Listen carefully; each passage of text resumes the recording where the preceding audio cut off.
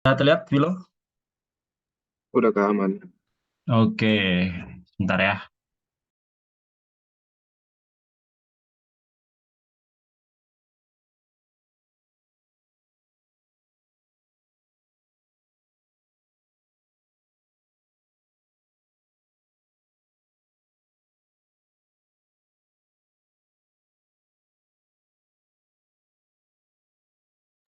Oke, selamat sore semua. Terima kasih ya udah meluangkan waktunya untuk teks tutor PI 2. Eh, jadi untuk ini ya, untuk disclaimer, buat teks tutor yang PI yang sekarang, itu gua nggak akan pakai soal yang tahun lalu. Kenapa? Karena tahun lalu tuh tahun 2019 ya. Karena menurut gua nggak terlalu udah nggak terlalu relevan, dan itu juga kayaknya bisa kalian search sendiri sih. Itu kan terkait MAP dan APA, Mutual Advanced Pricing Agreement gitu. Nah, mungkin gua pakai referensi karena kan kalian angkatan 2021 ya. Mungkin gua pakai bentukan soal yang kayak 2021, 2020 pas zaman gua itu, seingat gua kalau gua tuh dulu ada yang PG sama yang SI gitu, yang Bamaria. Nah, yang Bamaria itu yang SI, kita itu disuruh ngejelasin terkait BEPS action gitu, ngejelasin terkait BEPS action. BEPS actionnya tuh bisa milih BEPS action 2, enggak, BEPS action 3, BEPS action 7, atau BEPS action 8, BEPS action 6 deh setahu gua, seingat gua ya. Itu jadi mungkin gua akan menjelaskan terkait BEPS action aja, dan regulasi perpajakan, bukan regulasi lah ya, pembahasan pajak terbaru gitu di sekarang ya, di dunia ini gitu. Ada yang namanya Pilar One dan Pilar Two. Dan gue juga lihat di SAP juga ada Pilar One dan Pilar Two. Jadi mungkin kita akan bahas ke sana aja gitu ya. Karena berdasarkan pengalaman gue juga kayaknya Pilar One Pilar Two ini memang agak membingungkan gitu bagi mahasiswa gitu ya.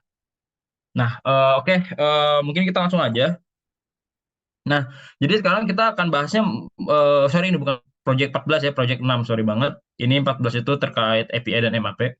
Jadi mungkin hari ini kita bahas limited aja. Kita nggak bisa terlalu banyak juga ya semua topik di cover. Mungkin gua akan coba cover topik yang menurut gua agak sulit untuk, agak bikin agak pusing gitu ya dibaca gitu sama kalian gitu. Jadi BEPS yang akan di cover adalah BEPS Inclusive Framework, terdiri dari Pilar One dan Pilar Two. Kemudian ada BEPS Project Action 7, dan mungkin nanti sedikit Action 3. Terus ada Project Action 6, kemudian ada Action 7. Oke, mungkin terkait Pilar One dulu ya, teman-teman. Jadi Pilar One ini kita ngomong latar belakang ya, biar kalian juga paham sebenarnya kenapa sih gitu OECD itu membentuk guidance terkait pemajakan lintas negara yang namanya Pilar One. Ingat ya, ini bukan regulasi ya, Pilar One, Pilar Two itu bukan regulasi, BEPS Action tuh bukan regulasi, tapi hanya guidance yang bisa diterapkan oleh anggota-anggota OECD yang tergabung dalam Inclusive Framework gitu. Sedikit info, jadi Inclusive Framework itu adalah geng di anggota OECD. Jadi OECD itu ibarat sebuah organisasi, di organisasi itu ada circle lagi gitu. Circle-nya tuh namanya Circle Inclusive Framework. Circle Inclusive Framework itu adalah negara-negara yang sepakat untuk eh, untuk mengoptimalisasikan penerimaan pajak yang diakibatkan oleh cross border transaction gitu. Jadi kalau misalnya kalian lihat ya, negara-negaranya kayak negara-negara Indonesia gitu ya, yang otoritas pajaknya mungkin tergolong agresif, India, Amerika gitu-gitulah. Nah, itulah inclusive framework gitu. Jadi circle dalam organisasi gitu ya, bisa dibilangnya. Dan itu juga menyebabkan makanya beberapa negara yang punya tarif pajak rendah itu nggak masuk ke si circle inclusive framework gitu. Kayak Vanuatu, Marshall Islands, terus Cayman Islands gitu ya. Karena mereka live dari negara tersebut hidup dari multinational entities yang membentuk perusahaan di negara tax haven gitu. Nah, ngomongin Pilar One, jadi kita tahu ya kalau Uber itu kan perusahaan taksi terbesar mungkin ya di dunia saat ini gitu, dari Eropa. Itu nggak punya taksi gitu. Nggak, maksudnya dia dia nggak own, dia nggak dia taksinya bukan punya dia gitu kan. Facebook dia nggak punya konten, tapi orang yang berkreasi di Facebook gitu. Alibaba itu nggak punya barang, ya kan? Terus Airbnb itu nggak punya ruangan, apa namanya, nggak punya kamar gitu. Nah, ini nih ada suatu pattern di mana kita ini memasuki era digitalisasi yang sebenarnya berimpact juga kepada nature business gitu. Kalau kalian lihat nih dari contoh-contoh apa company yang dijabarin di sini di background, mereka tuh sebenarnya nggak punya suatu PI lah ya, bisa dibilang suatu suatu physical establishment, tapi dia bisa generate revenue gitu. Padahal harusnya kalau secara sense kalau misalnya kita, let's say kita orang zaman dulu gitu, lah aplikasi penyedia taksi ya harusnya dia punya taksi ya dong gitu. Tapi nyatanya enggak gitu ya. Modernisasi lah namanya. Nah, eh ada Amazon, ada Google, ada Oracle gitu ya. GoPay, fintech segala macam, mereka nggak punya suatu sekali lagi mereka nggak punya suatu fixed place yang substantial selain Office gitu ya. Netflix headquarternya di US, tapi dia bisa generate revenue di Indonesia tanpa bikin apapun gitu. Jadi eh, servernya di Amerika, ya kan. Terus data-data semua di Amerika gitu kan. Orang-orang pun kerjanya di Amerika ya, head office di Amerika. Apa mekanisme payment semua ke Amerika langsung gitu. Sedangkan di Indonesia Spotify itu premium gitu ya. Sedangkan di Indonesia konsumernya itu gede gitu. Jadi kantornya di US gitu kan, kantornya di US, datanya di US, semua physical establishment di US, tapi dia si Netflix ini, contoh Netflix ya, Netflix ini dia bisa generate revenue yang sangat besar dari Indonesia gitu. Jadi atau enggak Shopee deh, Shopee ya. Shopee dia punya office gitu. Shopee punya office di Singapura gitu. Sebelum dulu sekarang di Kuningan apa di mana gitu. Sebelum Shopee punya office di Indonesia gitu ya. Shopee itu bisa generate revenue dari Indonesia tanpa dia bikin kantor di Indonesia gitu. Sama halnya kayak YouTube Premium, Spotify gitu ya. Mereka bisa dapat user di Indonesia langganan sebegitu banyaknya tanpa harus bikin suatu physical establishment di Indonesia. Nah, kalian juga berkaitan dengan itu, kalian juga udah sempat ngambil pajak internasional satu ya. Kita balik ke prinsip no PI no tax gitu. Jadi para digital bisnis ini dia bisa melakukan bisnis, dapat cuannya iya, tapi nggak ada PI di negara yang memberikan cuan istilahnya. Kayak Netflix atau Google deh gitu kan. Apakah Netflix atau Google memiliki suatu personal memiliki suatu physical apa permanent establishment di Indonesia? Sampai saat ini kan enggak gitu. Pemerintah sampai saat ini hanya bisa memajaki dari segi PPN gitu ya, PPN JLN, jasa luar negeri gitu. Atau ya PPN JLN gitu ya. Dari segi PPH nggak bisa gitu ya, karena kita sebagai sebagai pemerintah Indonesia gitu POV-nya nggak bisa memajaki ya karena nggak ada subjeknya, nggak ada subjek pajaknya gitu, apa gitu kan, PI-nya nggak ada gitu. Tapi kembali lagi dapat cuan, no PI no tax gitu. Nah, dibentuklah regulasi Pilar One gitu kan. Contoh gini deh, misalkan si A gitu ya, si B gitu. A ini katakanlah Google, B ini katakanlah user di Indonesia. eh A ini bikin software dijual online ke si B di Indonesia gitu kan. Apakah kemudian si A dia kan dapat revenue dari Indonesia? Apakah kemudian pemerintah Indonesia dalam hal ini DJP bisa memajaki revenue yang didapatkan oleh si A? Nggak bisa jawabannya kan, gitu. Karena kembali lagi si A nggak punya subjek pajak, nggak punya permanent establishment atau PT anak perusahaan lah gitu, yang merupakan subjek pajak gitu di Indonesia gitu. Revenue-nya langsung flowing ke A gitu. Maka tax implication adalah company A's revenue will not be taxed at all in Indonesia despite the fact that the revenue derives from Indonesia. Meskipun revenue-nya datang dari Indonesia, pemerintah Indonesia tidak bisa DJP tidak bisa memajaki gitu karena nggak ada subjek pajaknya. Kemudian di contoh kedua, misalkan ini case yang terjadi ya, makanya ada pilar tuh. Misalkan si A itu Google si A ini bayar ke si B gitu. Contoh ada konsumen contoh lah kita beli Shopee, beli barang di Shopee atau enggak kita beli barang di Google gitu ya. Beli ads di Google, beli ads di Google gitu kan. Tapi kan kita bayar bayar ads ke Google itu kalau kalian sadar, kita tuh nggak bayar ke Google Indonesia sebenarnya. Tapi kita tuh bayarnya ke Google US langsung. Google Indonesia itu tuh hanya sebagai service provider dari segi after sales service. Misalkan kayak customer service atau misalkan frequently asked questions gitu, hanya sebagai customer service gitu. Yang promosi terkait Google Ads-nya si B, yang melakukan customer service-nya si B, tapi payment kita sebagai konsumen untuk bayar Google Ads itu langsung ke Google US gitu ya. Nah, impact-nya apa? Impact-nya adalah Indonesia hanya bisa memajaki income dari service yang diterima oleh Google Indonesia gitu. Dan itu kan nggak sebesar itu ya teman-teman. Artinya ketika Google Indonesia dia hanya menyediakan jasa after sales service, ya tentu akan jomplang revenue revenue yang didapatkan oleh Google US dan Google Indonesia, yang mana Google Indonesia hanya sebagai penyedia after sales service, akan jomplang gitu. Karena Google US ya dia dapat revenue dari konsumen Indonesia untuk bayar ads gitu. Jadi limited hanya terhadap objek pajaknya hanya limited terhadap income dari after sales service. Susah ya kan. Sekarang B gitu ya, ilustrasi ketiga gitu. Misalkan B adalah limited risk distributor yang beli finished good dari company A gitu. Untuk aktivitas distribusinya. Nah, ini juga sama mirip kayak nomor 2 gitu. B ini risk distributor gitu kan.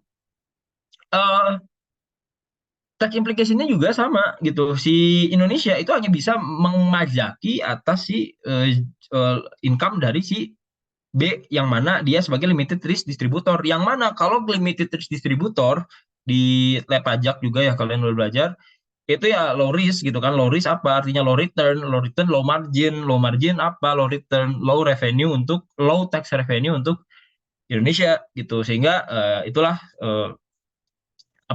ilustrasi-ilustrasi seperti inilah yang kemudian menyebabkan adanya pilar one gitu. Nah, untuk pilar one sendiri itu ada dua amount, ada amount A sama amount B gitu ya. Jadi ada taxing right. Ibaratnya gini lah, pilar one ini pengen ngestarain bahwa harusnya yang punya market besar gitu, dia punya hak pemajakan atas profit yang di-generate gitu. Itu ada hitungannya juga gitu. Terus yang kedua ada amount B gitu, itu fixed baseline return. Itu untuk marketing atau distribution function. Ini mungkin nggak terlalu banyak dibahas, lebih banyaknya ke amount A. Nah, jadi untuk yang pilar one, contoh gini deh, mungkin balik kayak gini ya. Allocated to market gini deh. Misalkan kalian sebagai pemerintah Indonesia gitu ya, kalian melihat Google itu revenue-nya let's say 1 triliun, jangan 1 triliun, atau Netflix deh, Netflix revenue-nya let's say 1 triliun gitu. Karena dia nggak punya PI di Indonesia, nggak punya permanent establishment, kita tentu sebagai pemerintah Indonesia nggak bisa memajaki si Netflix, gitu kan. Meanwhile, si income itu ngegenerate terus dari konsumen Indonesia tuh ke Netflix. Dari 1 triliun yang Netflix terima, gitu, ternyata sebesar 300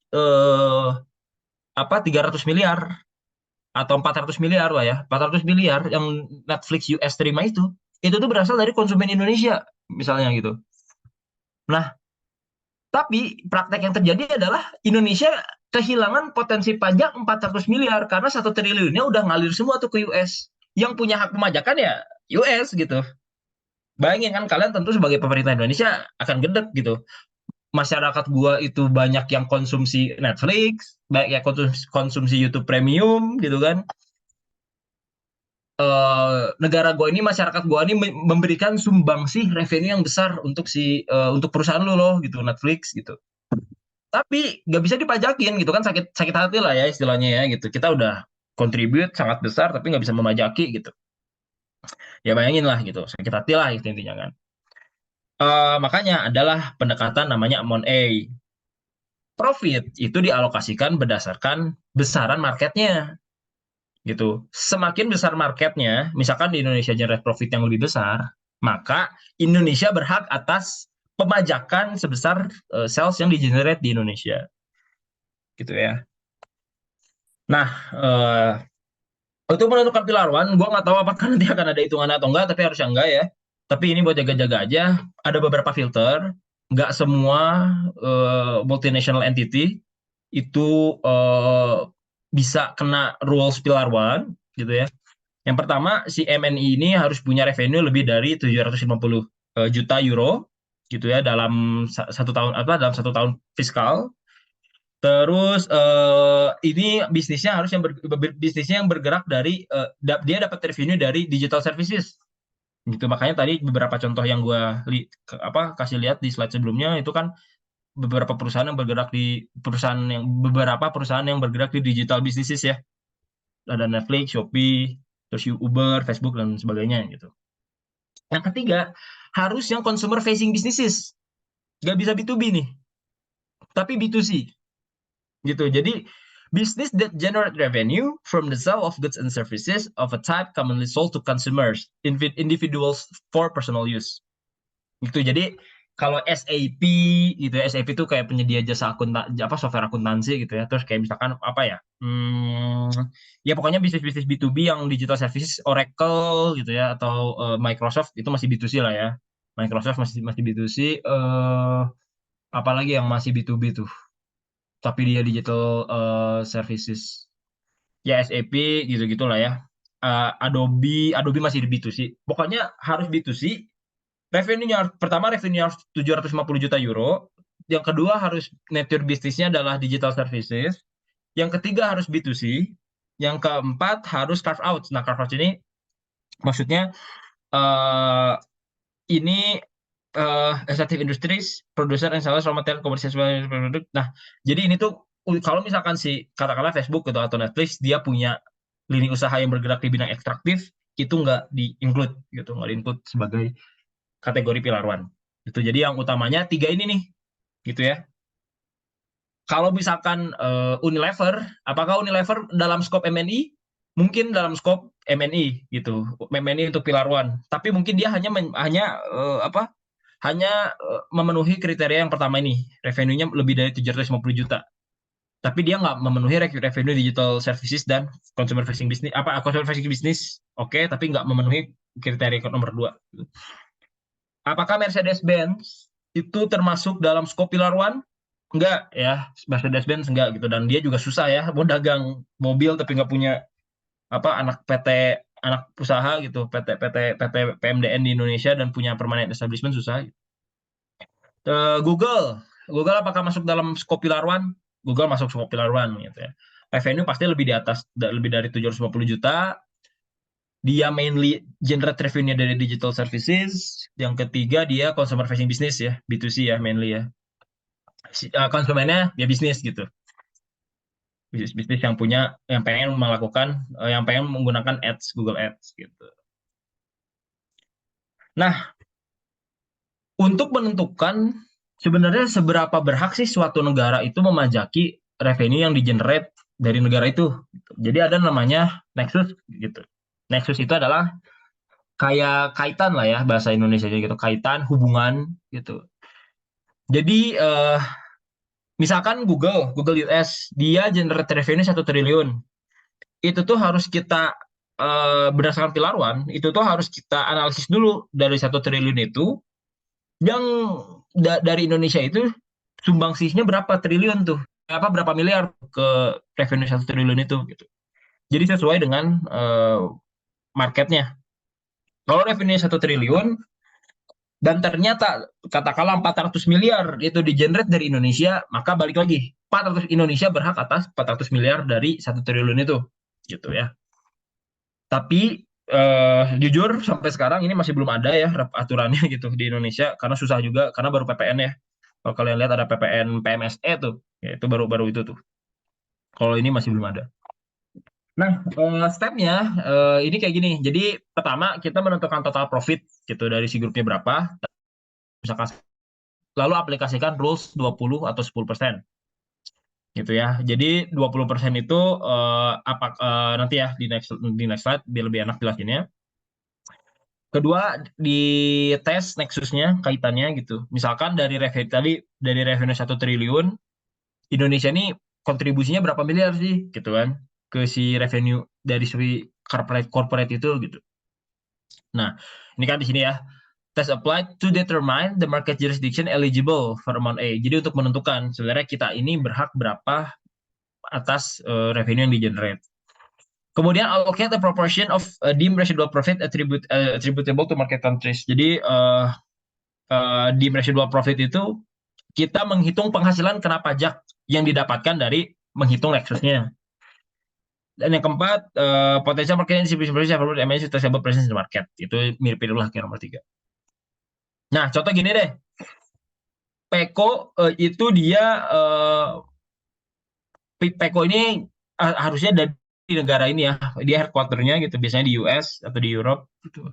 Intangibles-nya di dia, know-how-nya di dia, employees-nya banyak di dia gitu. Terus kemudian dia punya anak usaha nih di country 2, di country itu QCO gitu. Office-nya di dia gitu ya. Office ada di situ, employees juga ada di QCO gitu, customer juga ada di QCO gitu ya. Sales juga paling banyak itu di QCO gitu ya, di country itu gitu ya. Terus di country 3 biasanya Indonesia nih, itu cuma ada customer-nya doang gitu. Di country 3 itu dia employees nggak ada, employee dari Pico nggak ada, employee dari office juga nggak ada gitu ya, permanent establishment apalagi gitu ya, PI apalagi gitu, cuman customer doang, customer yang menikmati penggunaan si app dari Google misalkan. Nah, untuk kayak gini kita harus ngitung dulu nih gitu, berapa consolidated profit untuk si Peko sebagai induk perusahaan gitu ya, consolidation profitnya berapa gitu. Oke, ini kan anak usaha ya, grup X nih semua nih, P, Q gitu dan lain-lain. Contoh untuk yang grup X consolidated profit margin gitu ya. Itu dia 200 didapatkan dari sini nih, 200 profit ya, profit tuh bersih ya, 191 ditambah 9. Oke, karena di QCO dia berhasil generate profit sebesar $9. Di Peko dia berhasil generate profit $191 gitu. Didapat $191 ini berasal dari konsumen country 3 gitu ya, dan konsumen dari country 2. Oke, 200 kembali lagi 200 dihitung dari 191 ditambah 9. Consolidated sales-nya berapa? Consolidated sales-nya adalah 1000. 1000 itu dari mana? 1000 itu 1000 ini dari 600 tambah 400. Revenue share konsolidasinya segitu tuh.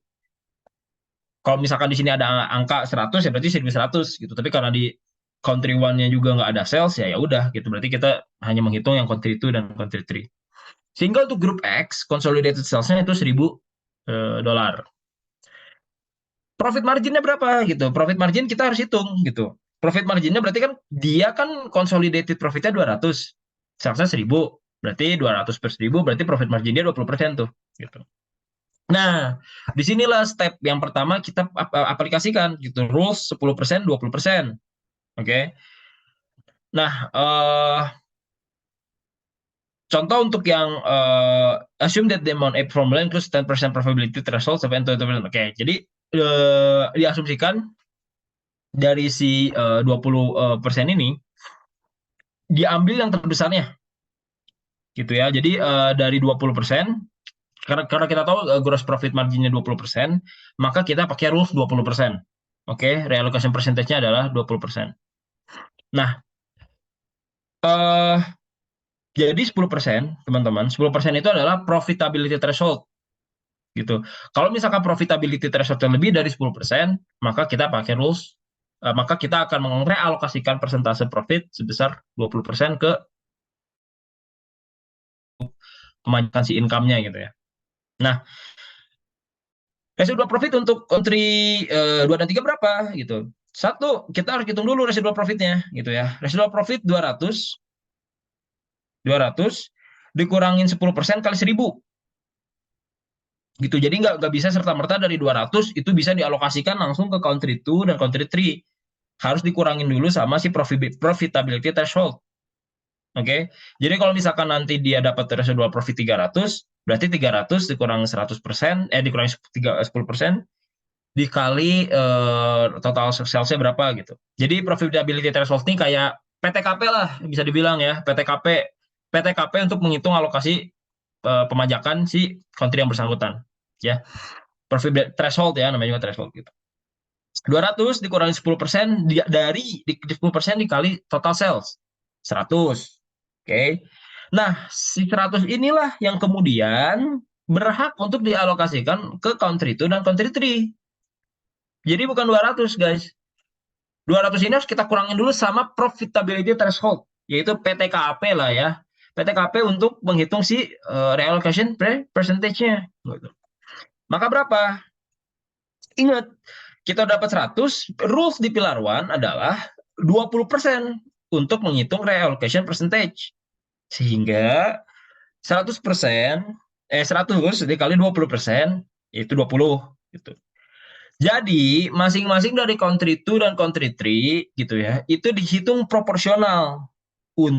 Dihitung proporsional, dan hanya berhak memajaki, ya, memajaki profit dari sebesar 20. Bukan 200, bukan 100, tapi 20.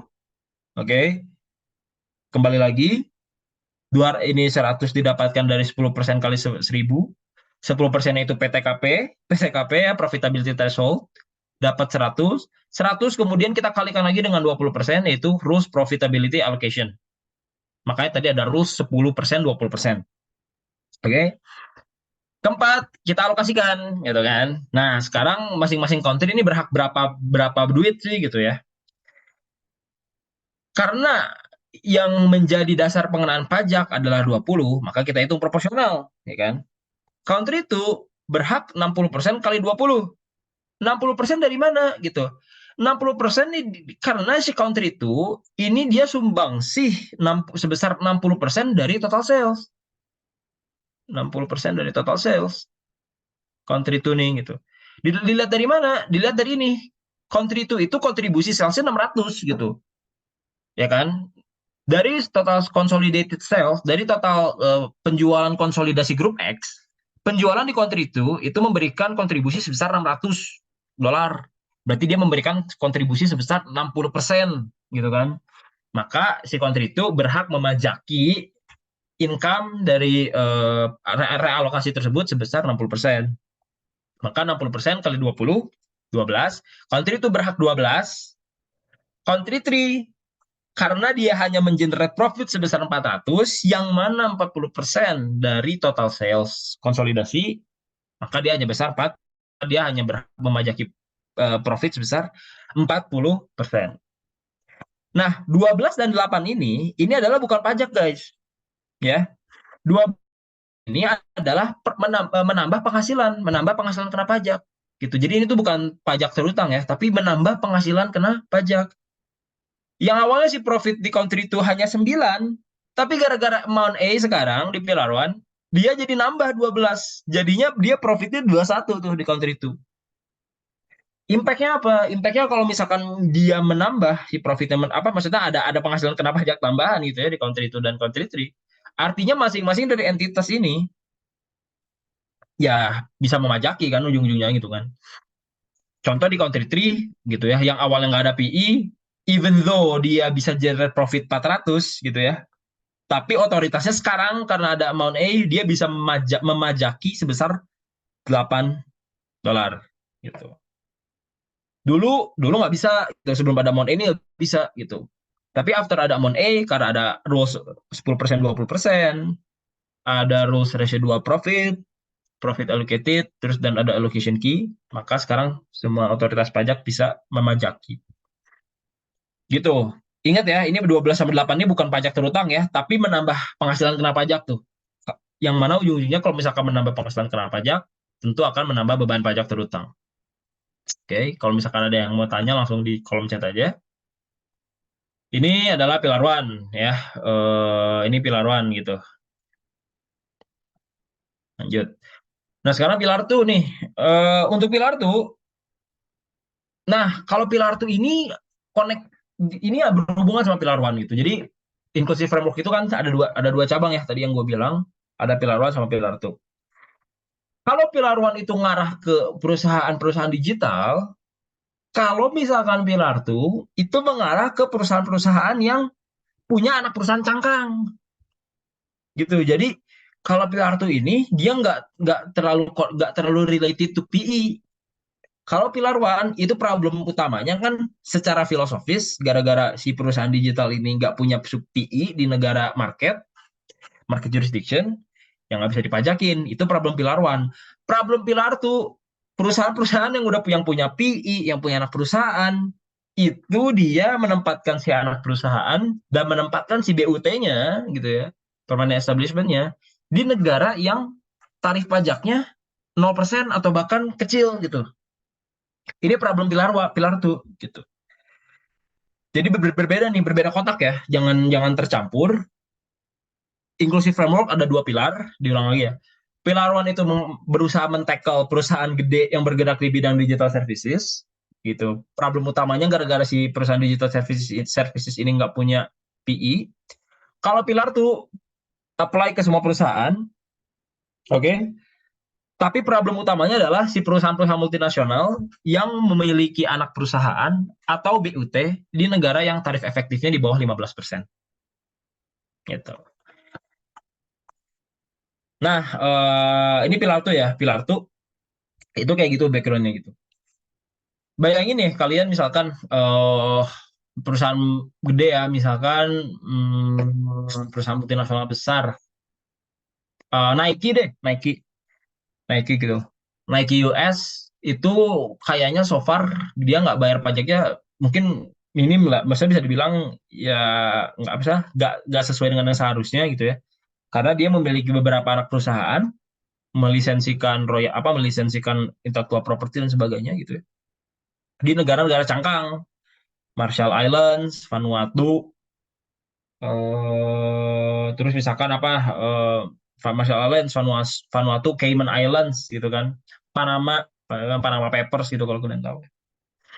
Nah, untuk menentukan kita menghitung pilar tuh, ini juga gua nggak tahu ada atau enggak pilar tuh gitu, tapi kayaknya Mbak Maria tidak akan memberikan hitungan pilar tuh ya, tapi kalau misalkan memberikan ya mantap sih. Nah, kalau misalkan pilar tuh, ini stepnya setidaknya harus ada lima lah yang harus kalian ketahui. Menentukan scope-nya, entity apa multinational entities mana gitu dan anak perusahaannya yang masuk ke dalam lingkup pilar 2, hitung globe income, hitung cover tax, effective tax rate dan IIR dan UTPR. Nah, globe income, oke. Okay. Globe income itu adalah uh, objek pajak bahasanya lah.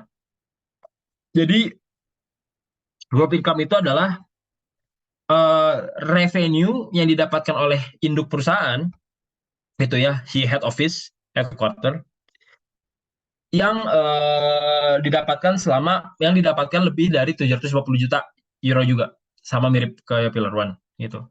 Nah si Globe ini cara cara kita men-take out Globe-nya maksudnya kayak let's say nih ada perusahaan multinasional tapi dia dapat revenue 750 juta tapi dari 750 juta tuh ternyata ada revenue yang non objek pajak. Nah itu harus di take out tuh. Jadi pokoknya Globe income itu adalah rules untuk kita mengetahui sebenarnya berapa sih threshold untuk agar si suatu multinational entity itu masuk ke dalam lingkup pilar tuh. Nah, pertama itu si multinational entity-nya harus di atas lebih dari 750 juta gitu ya dalam setidaknya 2 atau 4 tahun pajak.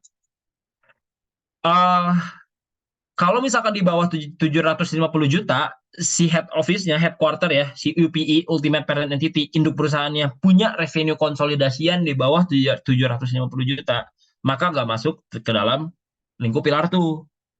Gitu. Kalau misalkan si induk perusahaan punya revenue 700 juta euro deh gitu, let's say gitu, itu nggak masuk ke pilar tuh gitu. Dan perhatikan juga kalau untuk pilar tuh itu ada threshold-nya nih. Syaratnya adalah harus at least two of the four fiscal years gitu ya. Jadi setidaknya 2 atau 4 tahun pajak tuh dia generate revenue sebesar 750 juta. Contoh gini deh, ini ada company A sama company B gitu ya. Company A dia di tahun pertama 780, oke gitu ya. Tahun kedua 650, di bawah 750 berarti enggak gitu. Tahun ketiga 830 gitu. Oh, ini masuk nih di atas 750. Ternyata tahun keempat di bawah 750. Enggak gitu. Nah, tapi si company E ini kan selama 4 tahun dia udah di atas 750 nih. Dua kali lagi gitu kan. Maka dia masuk ke dalam lingkup pilar 2 gitu. Beda halnya sama company B. Company B itu dia di atas 750 euronya gitu ya, 750 juta euronya hanya sekali gitu. Maka ya dia nggak masuk gitu, nggak masuk ke dalam lingkup pilar 2 gitu. Jadi syaratnya adalah at least two of the four fiscal years dan has an annual revenue of 750 million or more gitu in the consolidated financial statements of the UPE gitu ya. Annual revenue di atas 750 juta untuk konsolidasian dari ultimate parent entity dan at least two of the four fiscal years. Kalau cuma setahun dalam jangka waktu 4 tahun, dia cuma setahun doang. 750 di atas 750 jutanya berarti enggak. Tapi kalau misalkan udah dua kali dalam jangka waktu 4 tahun masuk gitu. Kalau 4 kali berturut-turut ya apalagi gitu ya. Nah, lanjut. Ada beberapa rules yang mungkin kalian akan ditanya gitu ya terkait Pilar tuh karena ini sering kayak happening banget sih gue lihat gitu kayak di mana-mana. Itu ada UTPR, jadi ada IIR gitu. Ini tuh untuk rules ini sebenarnya nggak terlalu apa nggak kalian misalnya harus harus baca lebih lagi gitu. Tapi gue di sini jelasin ini aja deh apa sekilas gitu ya. Jadi income inclusion rules itu adalah hak gitu ya, hak dari si suatu jurisdiksi perpajakan untuk bisa menerapkan pajak tambahan gitu. Dan dia syaratnya adalah si jurisdiksi itu punya effective tax rate di atas 15% gitu. Kalau misalkan si jurisdiksinya punya effective tax rate di bawah 15%, ya maka dia jurisdiksinya tergolong sebagai under tax payment rule. Kalau untuk qualified domestic minimum top up tax atau QDMTT gitu ya, QDMTT itu adalah kalkulasi agar si jurisdiksi negara negara anak perusahaan yang bersangkutan itu berhak untuk memajaki penghasilannya gitu QDMTT. Nah, jadi ini mungkin nanti gue share juga lah ya. Ini gue ambil dari EY. Oke, nah untuk menghitung pilar tuh gitu ya, kalian harus hitung dulu si net global income-nya. Jadi net global income ini pokoknya ada beberapa policy lah yang yang menjadikan bahwa beberapa objek penghasilan itu nggak termasuk ke dalam penghasilan dalam lingkup global income gitu.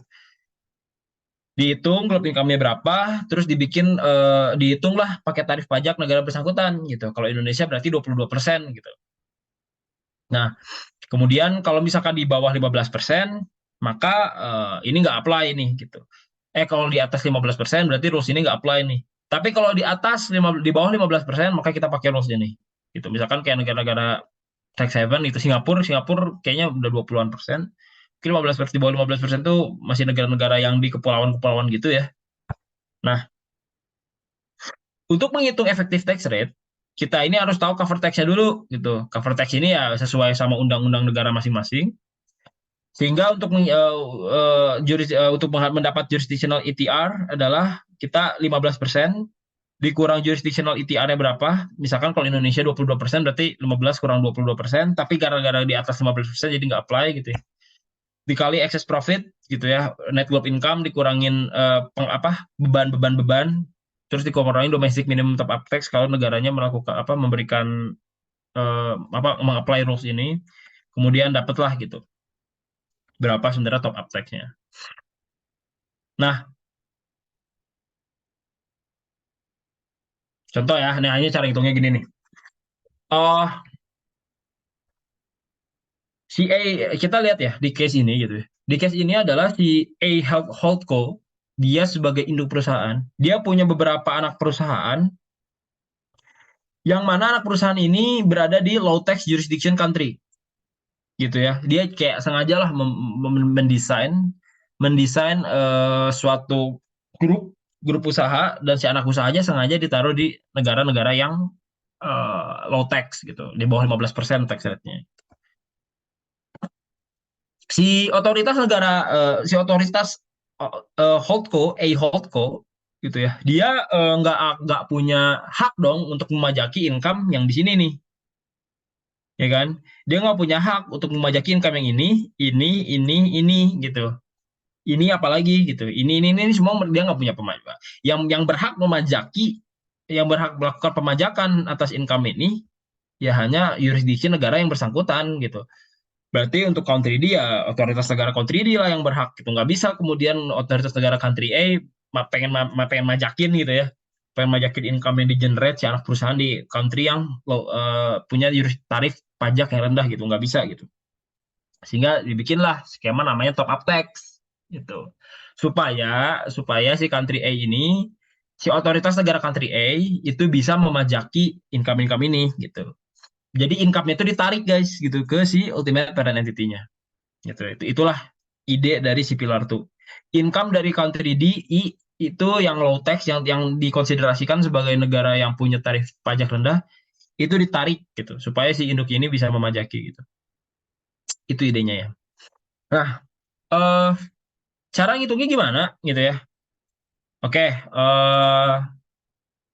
kita akan breakthrough satu-satu. Nah,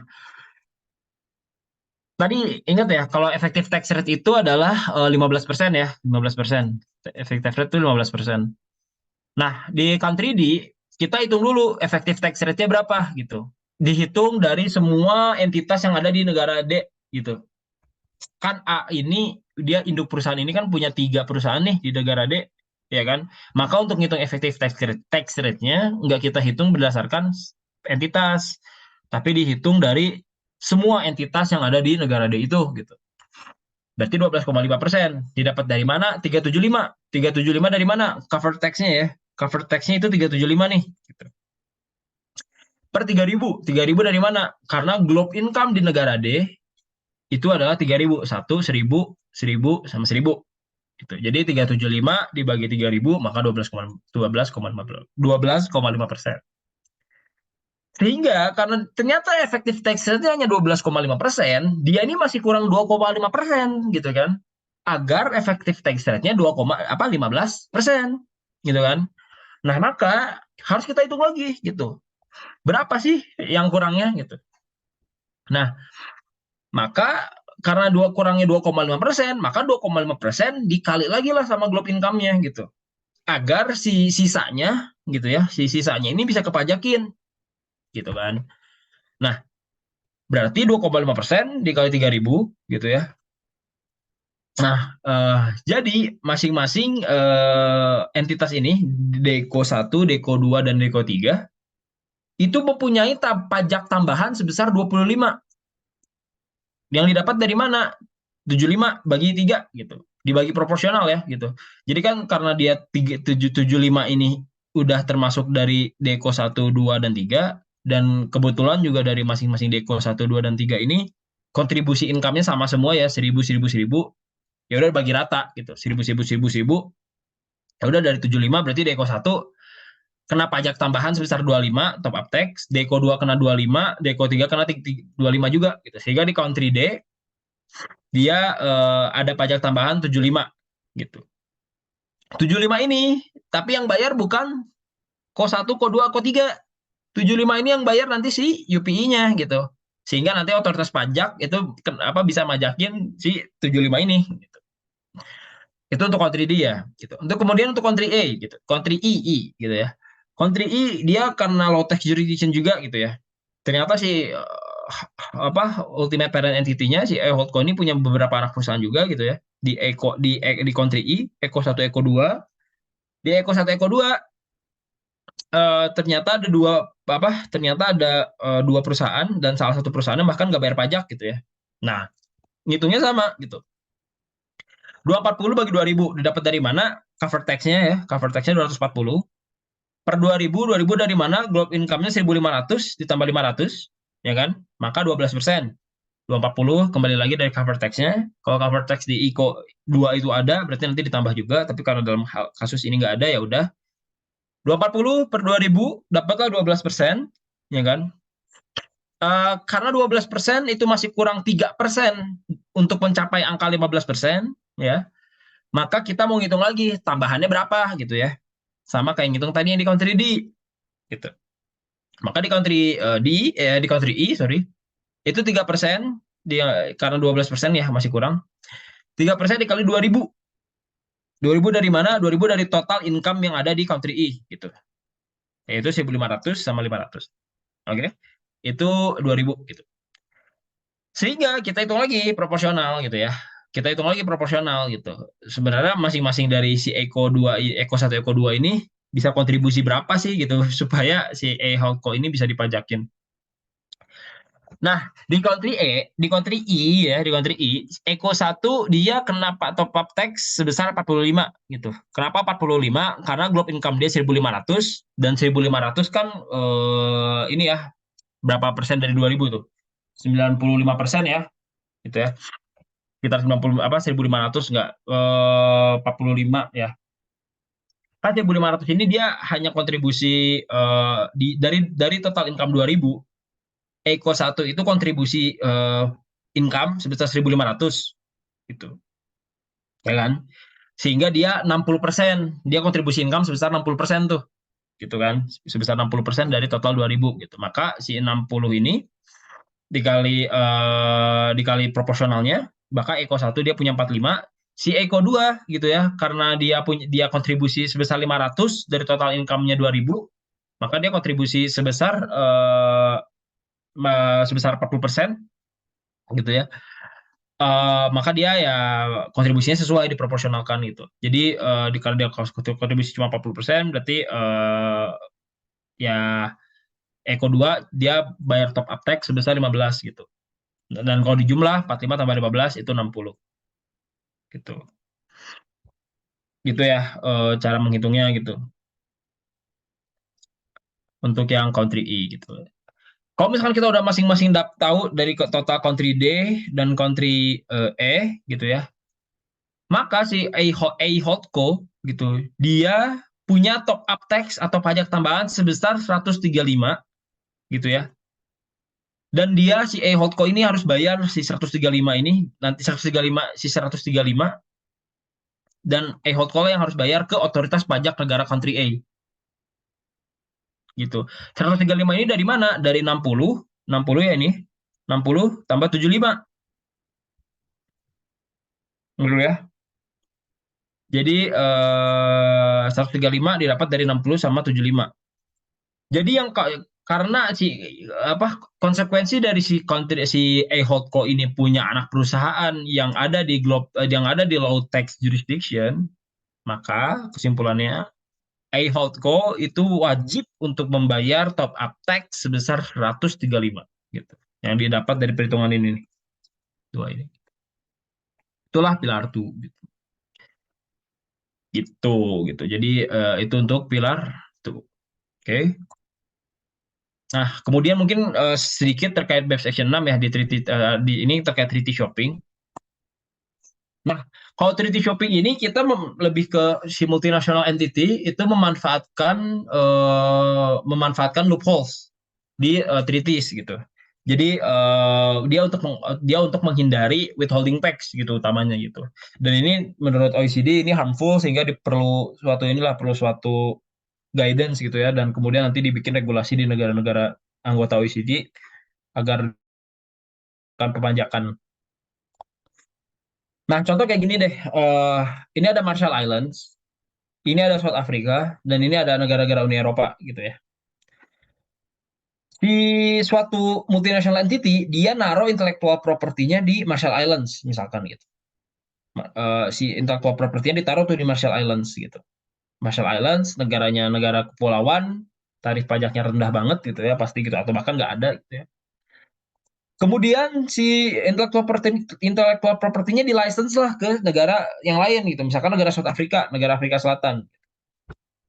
Nah, biasanya negara-negara yang otoritas pajaknya agresif atau kooperatif lah ya, gitu. Itu kalau dia tuh biasanya nggak punya P3B tuh sama negara-negara yang tax haven gitu. Kalau misalkan nggak ada tax treaty antara dua negara, maka berlakulah UU domestik. Si apa namanya si Marshall Islands mungkin motong berapa persen gitu kan, si South Africa terima net gitu dari si royaltinya gitu ya. Nah, maka untuk mengakali ini gitu ya, gimana gitu. Si multinational entity itu bikinlah satu perusahaan di Uni Eropa gitu. Kenapa harus di Uni Eropa? Karena di Uni Eropa itu, kalau misalkan negara-negara Uni Eropa bertransaksi gitu ya, misalkan dari negara luar Uni Eropa memberikan income ke negara di Uni Eropa, itu tuh nggak kena withholding tax. Terus negara Uni Eropa transaksi sama negara Uni Eropa lain gitu ya, itu tuh nggak ada withholding tax gitu. Itulah kelebihannya lah gitu antar negara Uni Eropa ini. Gitu. Nah, supaya menghindari withholding tax itu kayak gimana gitu. Jadi ketika di license dari Marshall Islands, ketika dari Marshall Islands license IP gitu ya, itu si IP-nya ini si negara Afrika Selatan gitu ya, itu bayar IP-nya tuh nggak langsung ke si Marshall Islands guys, tapi lewat dulu ke perusahaan yang ada di Uni Eropa. Kalau misalkan si negara South Africa itu langsung bayar ke Marshall Islands, itu nanti si negara Afrika Selatan, akan melakukan pemotongan di dalam negeri, di negara Afrika Selatannya gitu. Mungkin PPh 26-nya Afrika Selatan lah gitu. Pasti gitu, pasti kayak gitu gitu. Makanya dilewat apa ini dulu nih ke apa? Dibayarlah ke negara Uni Eropa gitu, via Uni Eropa.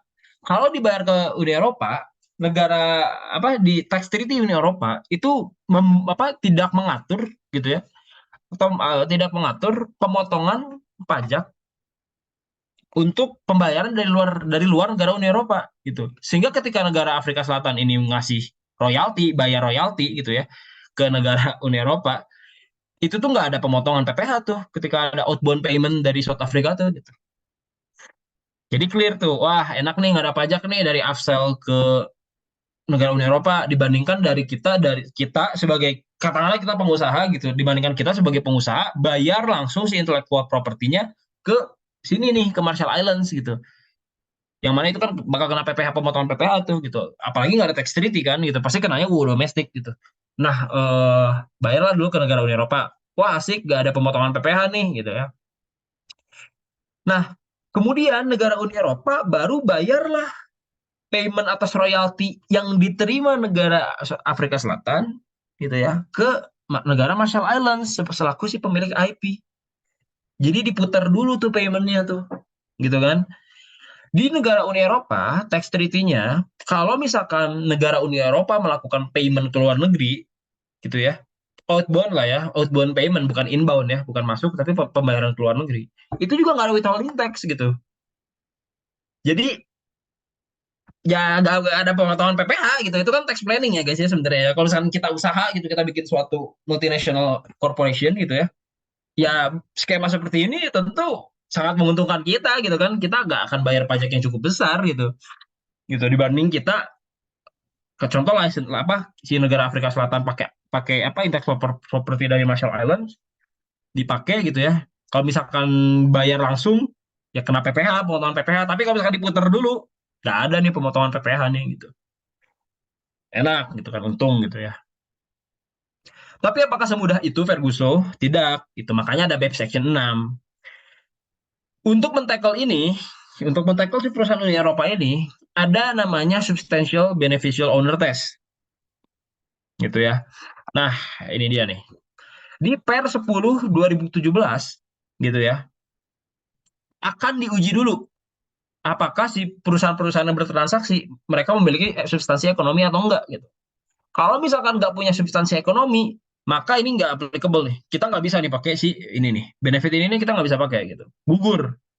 Jadi otoritas negara pajak yang bersangkutan berhak untuk memotong dan nanti diterbitkan SKPKB lah ya bahasanya gitu ya. Diterbitkan SKPKB kena koreksi fiskal gitu ya, sengketa segala macam. Nah, gitulah gitu. Syarat-syaratnya ini di sini gitu. Harus comply terhadap kondisi di per 25 gitu ya. Untuk withhold payment service 20% requirement to be. Nah, agar agar kita bisa memanfaatkan tarif treaty harus memenuhi kriteria ini nih gitu. The income recipient is not an resident resident, dan resident income is individual entity, dan resident bla bla bla bla gitu from the GT. No tax treaty abuse gitu ya, no tax treaty abuse below gitu, dan bla bla bla bla bla.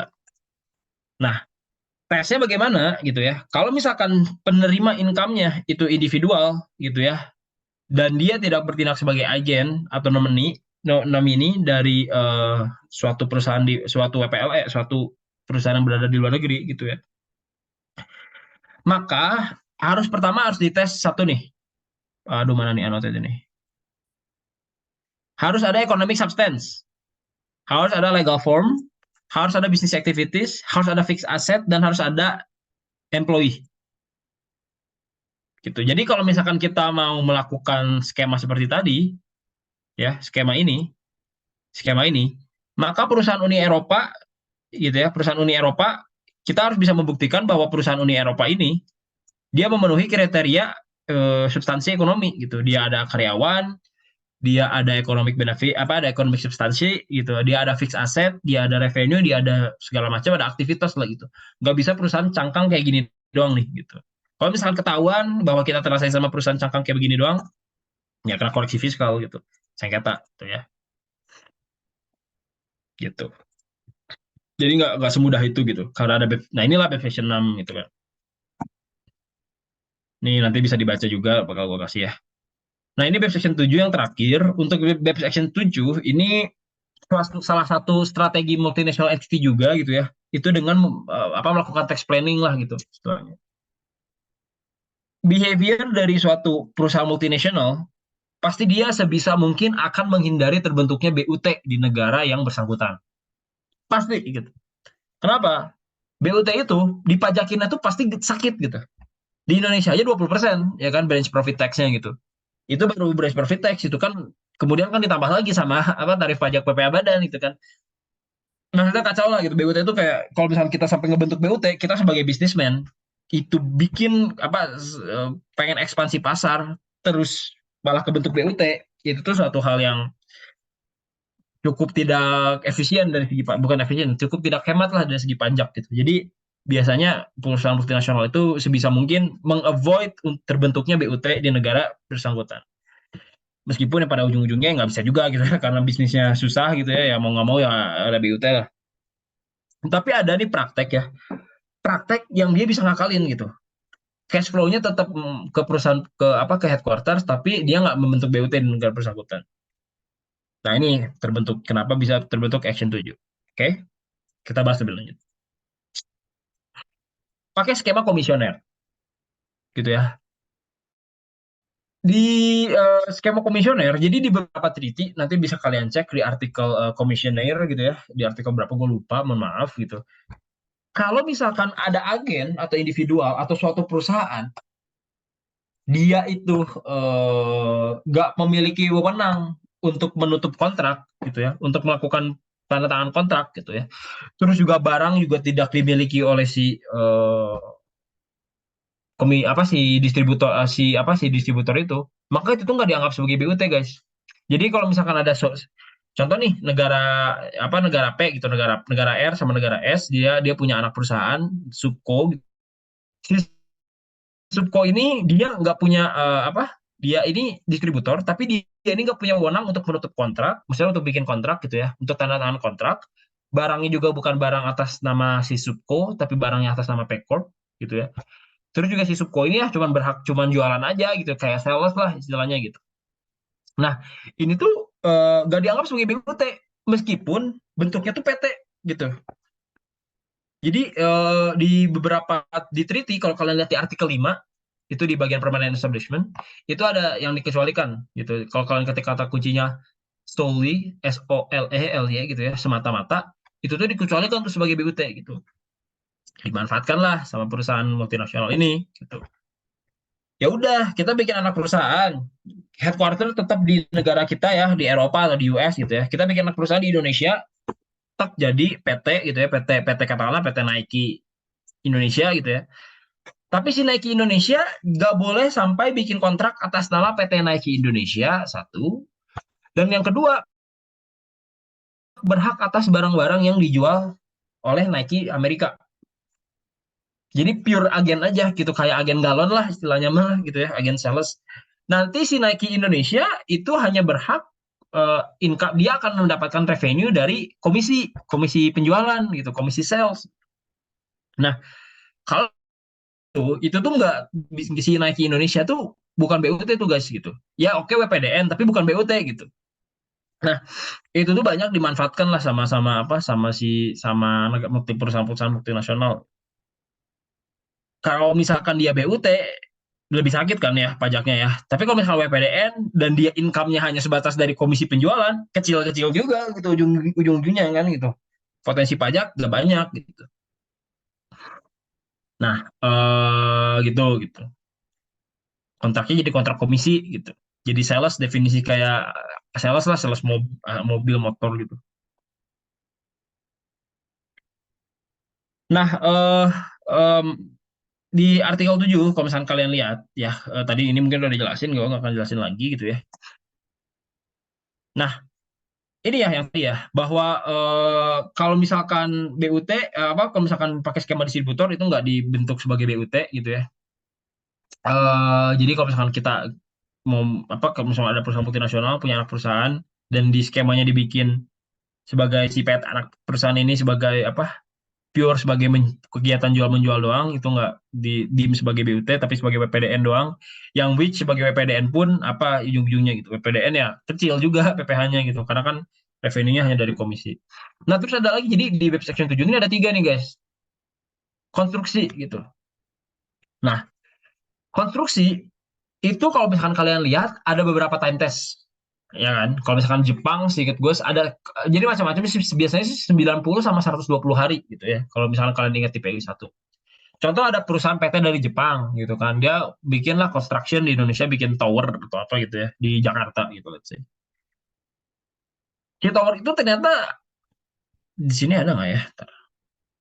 Oh, oke, ada. Nah, gini deh. Nah, di sebelum ada BPS Action 7 gitu. Itu tuh nggak diatur time test gitu untuk kontrak-kontrak yang berkaitan dengan konstruksi gitu. Kan construction site pun tergolong BUT kan gitu ya di tax treaty gitu. Nah, setelah ada Action 7 gitu, itu ada pengaturan ketentuan perhitungan kontrak gitu sebagai satu kesatuan.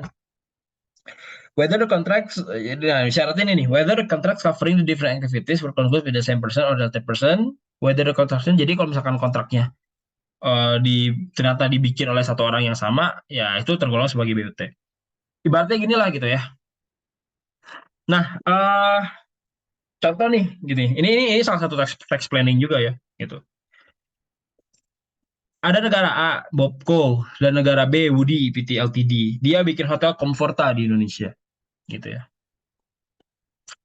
Time test-nya untuk masing-masing untuk bisa tergolong sebagai BUT itu lebih dari 6 bulan kalau di Indonesia.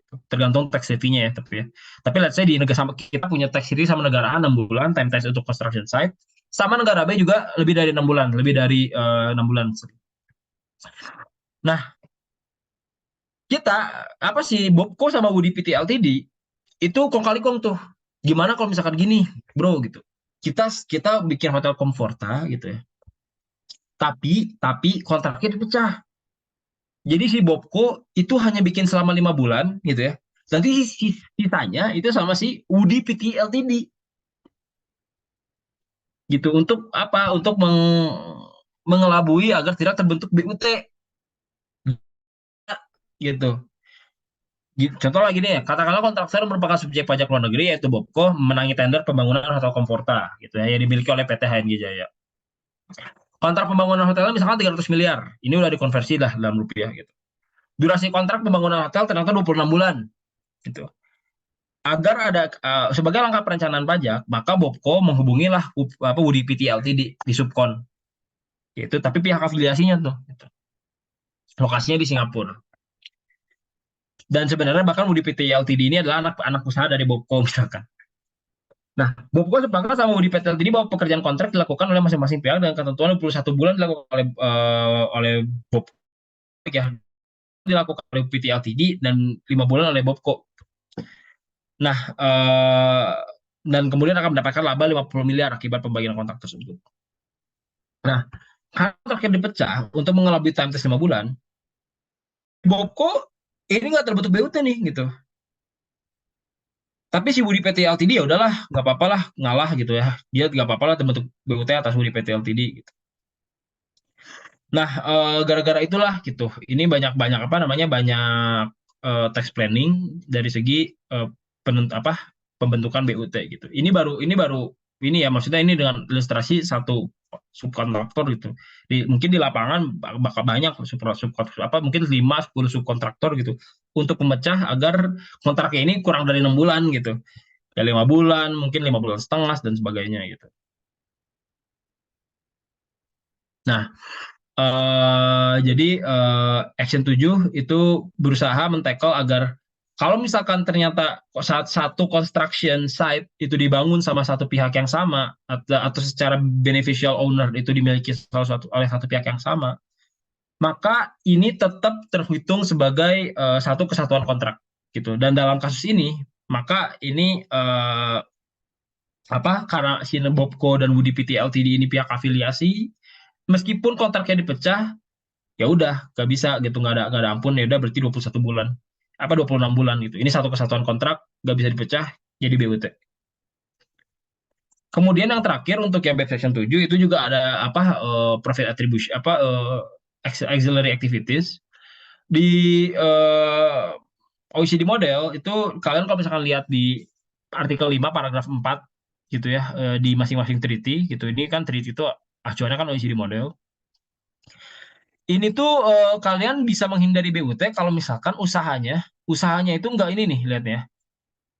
Solely di use facilities untuk semata-mata untuk storage, semata-mata untuk stock of goods, semata-mata untuk merchandise processing by another, semata-mata untuk membeli barang atau mengoleksi informasi, semata-mata untuk melakukan fixed price business oleh carrying on dan semata-mata untuk ya untuk combination A dan E. Jadi kalau misalkan kita punya anak usaha, apa misalnya contohnya PT Adidas gitu ya, PT Adidas dia punya satu gudang di Indonesia gitu dan gudangnya tidak melakukan penjualan dan semata-matanya si gudang itu katakanlah di Cikarang gudangnya itu hanya untuk naruh barang si Adidas, si PT apa si Adidas Jerman gitu ya. Itu tuh si gudang itu nggak dianggap sebagai BUT nih guys di model yang lama gitu tapi banyak disalahgunakan jadi difragmentasi usahanya gitu ya udah kita bikin aja banyak gudang-gudangan gitu ya padahal gudang-gudangannya itu fungsinya bukan semata-mata untuk storage dan display gitu. Nah inilah yang kemudian apa menjadi revisi gitu ya. Kalau misalkan dia ternyata di paragraf 4.1 gitu ya, masih ada tambahan gitu ya. Ternyata si poin A, B, C, D, E ini ternyata ada tinggi di negara yang bersangkutan, maka ini nih nggak berlaku nih. A, B, C, D, E ini berlaku. Jadi intinya kalau misalkan contoh si gini deh, ini ada ilustrasi juga sih. Nah, misalkan Bank Erko yang merupakan wajib pajak Amerika Serikat memiliki beberapa cabang di Indonesia dengan nama entitas Bank Air Indonesia Branchco. Gitu ya. Ini ya, Bank Bank R, Co, Head Office punya beberapa cabang gitu ya, dan salah satunya di Indonesia. Dia melakukan aktivitas bisnis nih si Branch Co ini ya, gitu. Selain itu, Erko juga memiliki kantor verifikasi data konsumen yang berfungsi sebagai kolektor informasi. Kolektor informasi. Nih, verification office di Indonesia dia punya verification office. Kolektor informasi ya. Nah, kolektor informasi gitu. Bagi kantor pusat Bank Erko.